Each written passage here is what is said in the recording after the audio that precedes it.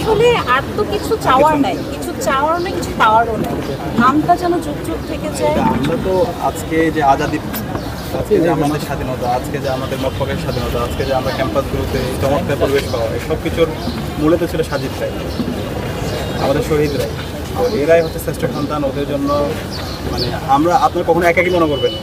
আপনাদের সাথে পুরো প্রজন্ম আছে, পুরো বাংলাদেশ আছে ইনশাআল্লাহ। দোয়া করবেন আমাদের জন্য। আসলে খুবই খারাপ সময়ের মধ্যে দিয়ে যাচ্ছি।